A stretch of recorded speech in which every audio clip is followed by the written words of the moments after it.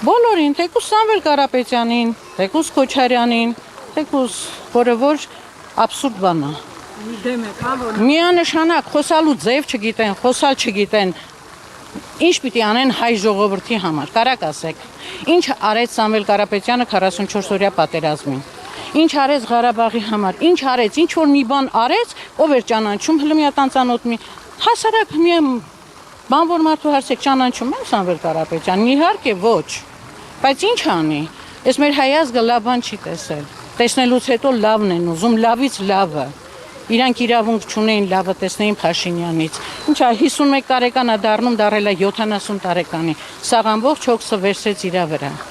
Ամբողջ հոգսը։ խաղաղության գործընթացին սատարում եք։ Իհարկե, իհարկե։ Արդեն խաղաղություն, երեխեքին, բոլորի ժպիտ կա,